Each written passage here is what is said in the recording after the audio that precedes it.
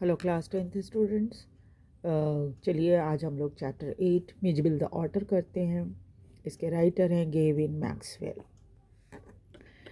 Mijbil the otter जो एक chapter आपको पढ़ना है, इसमें राइटर जो है वो क्या क्या बातें आपको बताना चाह रहे हैं ये भी पहले आप जान लीजिए। Gavin Maxwell lives in a cottage in Camusferna in the West Highland in Scotland. Gavin Maxwell जो है वो एक छोटे से कॉटेज में रहते हैं कैमसफर्ना में, जो कि वेस्ट हाईलैंड स्कॉटलैंड इंग्लैंड का एक हिस्सा है, प्रोविंस है स्कॉटलैंड, वहाँ रहते हैं। When his dog Johnny died, Maxwell was too sad to think of keeping a dog again. और जब उनका पेट डॉग जॉनी की उसकी मृत्यु हो गई तो मैक्सवेल जो थे स्वाभाविक है बहुत उदास हो गए थे, और उन्होंने तय कर लिया था कि वो डॉग अब नहीं पालेंगे। But life without a pet was lonely.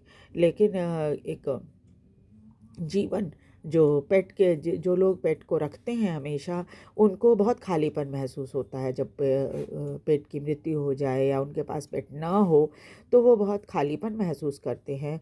इसलिए उन्होंने तय किया कि वो फिर से एक पेट रखेंगे। पहले पेट को रखने से पहले वो कुछ इंस्ट्रक्शंस बताते हैं कि कैसे आपको इंस्ट्रक्शन जो उन्होंने दिया है, जब आप पेट पालते हैं रखते हैं अपने घर में, तो इन सब बातों का आपको ख्याल रखना चाहिए। जैसे owing a pet is a lifetime commitment up to 10 और more if you own a dog और a cat involving considerable responsibility. एक पेट को रखना एक लाइफ टाइम की कमिटमेंट होती है, ख़ास तौर पे जितने दिन पेट का जीवन है। जैसे अगर आप डॉग और कैट पालते हैं तो कम से कम 10-15 साल के लिए आपको उसके प्रति कमिटेड रहना होगा, और बहुत सारी रिस्पॉन्सिबिलिटी भी लेनी पड़ेगी। The decision to acquire one therefore should be made by the whole family. और अगर आप पेट रखते हैं तो एक चीज़ और भी ध्यान रखना है, वो ये कि पूरे परिवार की सहमति बहुत ज़रूरी है, कि सारा परिवार है वो तैयार हो कि हाँ हम पेट रखेंगे। Without full agreement by everyone the pet could end up unwanted. अगर परिवार के सभी सदस्य राजी नहीं हैं तो पेट बेचारा जो है वो एक अनवांटेड मेंबर की तरह परिवार में रह जाएगा। Puppies and kittens are adorable. It is easy to understand why adults and children alike would be attracted by them. आपने पपी यानी डॉग के बच्चे को पपी कहते हैं, तो पपीज़ को देखा होगा। किटन बिल्ली के बच्चे को कहते हैं। ये दोनों बचपन में बड़े सुंदर लगते हैं देखने में, और ये बात आसानी से समझी जा सकती है कि क्यों बड़े लोग भी और बच्चे भी इनके प्रति बहुत आकर्षित होते हैं। Unfortunately their cute looks are often a disadvantage. लेकिन इनका यानी पपीज़ और किटन का जो क्यूट लुक होता है उनके लिए कई बार डिसएडवांटेज भी हो जाता है, because people purchase them without consideration. क्योंकि लोग प्यारे लगते हैं इसलिए लोग उसे बिना सोचे समझे खरीद लेते हैं। The knowledge on how to take proper care of them. और उनको जानकारी भी नहीं होती कि पेट का कैसे केयर करना है प्रॉपर तरीके से। The basic point you should keep in mind before adopting a puppy are. अगर आप एक पपी को अडॉप्ट कर रहे हैं, उसको अपने घर में ला रहे हैं, तो जो बेसिक पॉइंट है वो आपको हमेशा याद रखना चाहिए। तो कुछ बेसिक पॉइंट जो राइटर बता रहे हैं उनमें देखिए, ये अडॉप्ट करने से पहले या गोद लेने से पहले या अपने घर में लाने से पहले क्या क्या बातें हैं। पहली हैं an annual dog licence in accordance with government regulation. एक एनुअल डॉग लाइसेंस आप बनवा लीजिए, जो कि जैसे आपके सरकार का रूल है, नियम है, उसके अकॉर्डिंग। दूसरा है its annual vaccination against major disease. अगर आप पेट रखते हैं तो उसकी जितनी जानवरों को होने वाली बीमारियां हैं और जिसके अगेंस्ट में वैक्सीनेशन होता है, तो आप उसका वैक्सीनेशन साल में एक बार करवा दीजिए।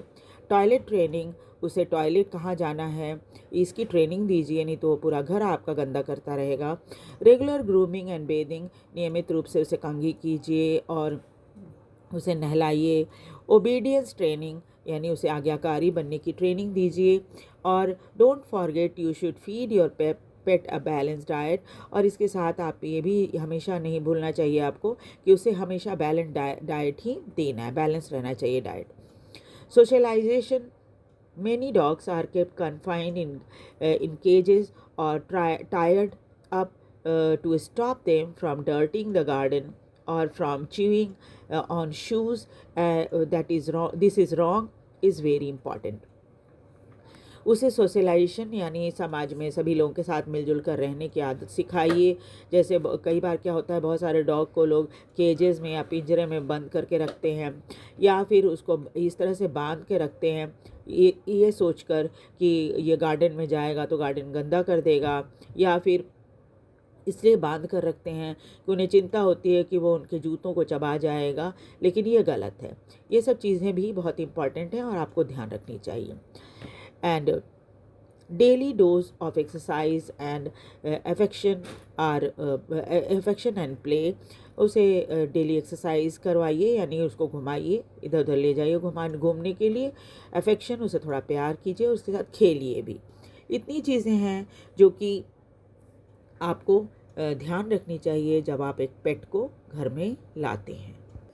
अब राइटर ने इराक, जहाँ से ये अपने पेट मिजबिल ऑटर को लेकर आए थे, वो जगह कैसी है, और लंदन जहाँ पर इनको रहना है वहाँ कैसी, वो जगह कैसा है, दोनों के वेदर के बारे में कंपैरिजन किया है राइटर ने।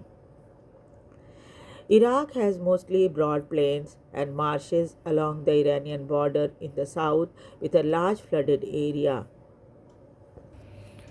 इराक में ज़्यादातर लंबा चौड़ा ज़मीनी इलाका है, लेकिन थोड़ा सा दलदली इलाका भी है जो कि ईरान के बॉर्डर के पास है साउथ में, और थोड़ा सा ऐसा इलाका भी है जहाँ पानी बहुत ज़्यादा है।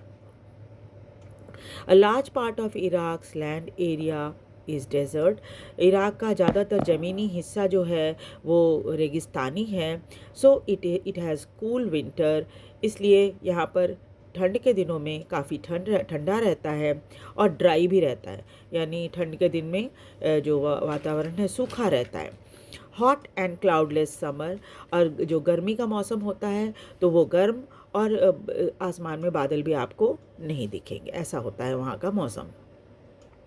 The mountain area near Iran and Turkey have cold winters, और जो माउंटेन का इलाका है ईरान का और टर्की का, वहाँ पर ठंड जो है वो बहुत ठंड के मौसम में काफ़ी ठंड पड़ती है।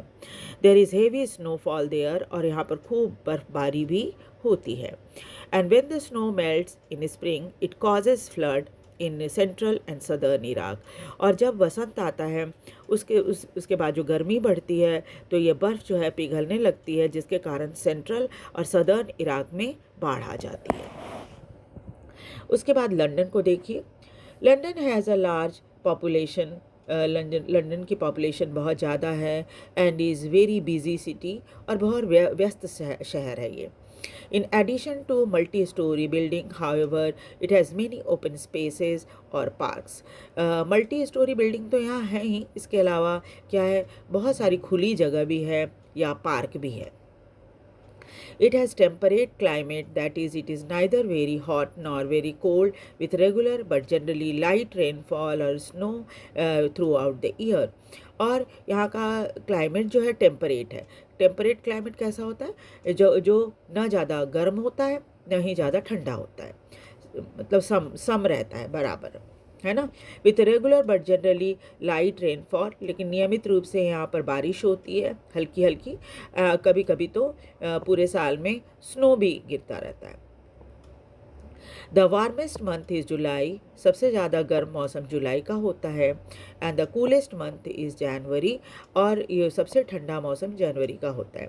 February is the driest month, February सबसे सूखा महीना होता है। Snow is not very common in London, यहाँ पर जैसे बर्फ़बारी होना होता है ना, वैसे कोई बहुत ज़्यादा बर्फ़बारी नहीं होती। तो अब चलिए स्टोरी का फर्स्ट पार्ट पढ़ते हैं। Early in the new year of 1956, I traveled to southern Iraq. नए साल में 1956 के शुरुआती समय में ही ये सदर्न इराक गए थे. By then it had crossed my mind that I should like to keep an otter instead of a dog, and that Camasferna, ringed by water a stone throw from its door, would be an eminently suitable spot for this experiment.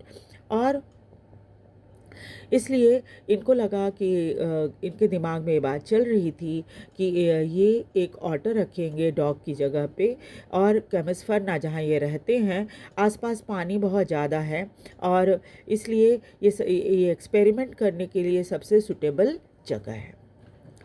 When I casually mentioned this to a friend, he as casually replied that I had better get one in the Tigris marshes, for there they were as common as mosquitoes, and were often tamed by the Arabs. तो संयोग से जब इन्होंने अपने एक दोस्त को ये बात बताई तो उसने भी बड़े इससे कहा कि ऐसे ही अचानक उसने कहा कि अच्छा होगा कि ये जो ऑटर है ये टिग्रिस के मार्शेज़ में, दलदली इलाका जो है टिग्रिस का, वहाँ तुम्हें मिल जाएगा. For there they are as common as mosquito, वहाँ पर तो इतने ढेर सारे ऑटर होते हैं जैसे मच्छर होते हैं उस तरह से. And were often tame by Arab, और इसको जो है अरब लोग पालते भी हैं. We are going to Basra to Consulate General to collect and answer our mail from Europe. और ये लोग बसरा जा रहे थे काउंसलेट जनरल की ऑफिस में, जहाँ इन्हें लेटर्स को कलेक्ट करना था और उसके आंसर भी मेल करने थे Europe. At Consulate General we found that my friend's mail had arrived but that mine had not. वहाँ जाने पर इन्हें पता चला कि इनके दोस्त का मेल तो आ गया है लेकिन इनका मेल नहीं आया है. आई केबल टू इंग्लैंड, तो इन्होंने फिर केबल किया इंग्लैंड को, मतलब इंफॉर्मेशन दी, है ना. when 3 days later nothing had happened, फिर तीन दिन हो गए कुछ नहीं हुआ. आई ट्राई टू टेलीफोन, तो इन्होंने टेलीफोन से कांटेक्ट करने की मदद की.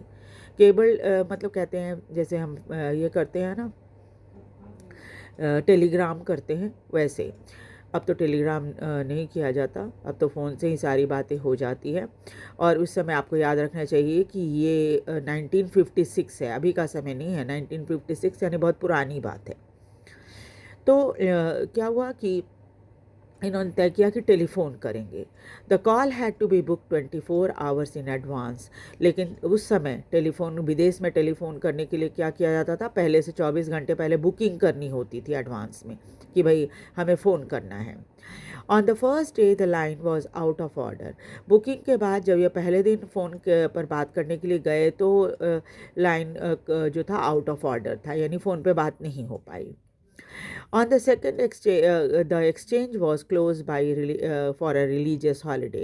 दूसरे दिन जब ये फ़ोन पर बात करने के लिए गए तो पता चला कि कोई धार्मिक छुट्टी है, इस वजह से आज कोई बात नहीं हो पाएगी.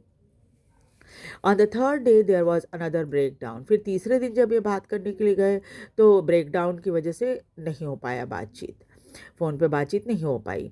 My friend left. इस बीच इनके दोस्त चले गए. And I arrange to meet him in a week's time, और ये तय हुआ कि 1 हफ्ते में मिलेंगे. फिर 5 days later my mail arrived. 5 दिन के बाद इनका जो मेल था, लेटर था, वो आया. I carried it to my bedroom to read. ये अपने कमरे में ले गए उसको पढ़ने के लिए. And they are squatted on the floor were 2 Arabs. वहाँ जाके उन्होंने देखा कि उनके कमरे की ज़मीन पर 2 अरब बैठे हुए, अरब लोग बैठे हुए हैं. Beside them lay a sack that squirmed from time to time. और उसके ठीक बगल में एक बोरी जैसी चीज़ रखी हुई है जो बार बार हिल डुल रही है, इधर उधर लुढ़क रही है ना. They handed me a note from my friend. तब उन्होंने एक नोट जो इनके दोस्त ने इनके लिए लिखा था वो उसको इनके हाथ में दिया, जिसमें ये लिखा हुआ था हियर इज़ योर ऑर्डर. ये है तुम्हारा ऑर्डर, दोस्त ने लिखा था इनको. With the opening of that sack began a phase of my life that has not yet ended and may, for all I know, not end before I do. और जब इन्होंने उस बोरी को खोला तो एक नई फेज़ शुरू हुई इनके लाइफ की जो अभी तक ख़त्म नहीं हुई है। और सभी जानते हैं कि ये मैं भी ये जानता हूँ कि अभी ये जल्दी ख़त्म भी नहीं होगी। It is in effect a thraldom to otters and otters fixation that have since found to be shared by most other people who have ever owned one. और ये एक आकर्षण, पुराना आकर्षण था ऑटर के प्रति, जो कि उन लोगों के साथ यह शेयर कर सकते हैं जिन्होंने कभी एक ऑटर को पाला है। जो आकर्षण ऑटर के प्रति होता है वो वही समझ सकते हैं जिन्होंने एक ऑटर को पाला है। The creature has emerged from this sack onto the special tile floor of a consulate bedroom, resembled most of all a very small medievally conceived dragon. और जब इन्होंने उस बोरी को खोला तो इनके बड़े से कमरे में, जो काउंसलेट का बेडरूम था, वहाँ पर बड़े से कमरे में टाइल लगी हुई थी ऐसे फ्लोर पे। जब वो खोला गया तब इनको छोटा सा ऐसा लगा कि एकदम बिल्कुल प्राचीन काल का कोई ड्रैगन है, ऐसा दिख रहा था वो। From the head to the tip of the tail, he was coated with symmetrical pointed scales of mud armor, between whose tips was visible a soft velvet fur like that of a chocolate brown mole. और जब ये इन्होंने उसको खोला तो देखा कि पूरे ऊपर से नीचे तक जो है वो स्केल्स की तरह उसके शरीर पर मिट्टी या कीचड़ जो होता है ना वो लगी हुई, यानी कि पूरे कीचड़ का उसने आर्मर, एक जो सैनिक लोग पहनते हैं ना वैसा आर्मर उसने पहन रखा है कीचड़ का। और टिप्स से थोड़ी बहुत जो विजिबल हो रही थी चीज़ें, यानी कि जब कीचड़ सूख जाती है तो थोड़ा फटा फटा सा हुआ हो जाता है ना, तो वैसे में उसमें थोड़ा सा उसका फर दिखाई दे रहा था, वेलवेट जैसा था, लग रहा था वो देखने में, चॉकलेट ब्राउन कलर मोल की तरह उसका कलर था। ही शुक हिमसेल्फ, फिर उसने अपना बदन हिलाया, and I half expected a cloud of dust, but in fact it was not for another month that I managed to remove the last of the mud and see the otter as it were in his true colors. जब इसने अपना बदन हिलाया तो इनको लगा कि भाई बहुत सारा धूल जो है उसके शरीर से निकलेगा, लेकिन ऐसा कुछ नहीं हुआ। आने वाले 1 महीने लग गए तब जाके कहीं उसके शरीर से आखिरी जो कि धूल का कण था वो निकला था, और तब पहली बार ऑटर का सही रंग राइटर को दिखाई पड़ा था। ठीक है, so we will continue with the chapter. Next class में हम इसको कंप्लीट कर लेंगे। मैं उम्मीद करती हूँ कि आप इस वीडियो को ध्यान से देखेंगे, सुनेंगे, शेयर भी करेंगे और लाइक और सब्सक्राइब भी करेंगे। Thank you very much.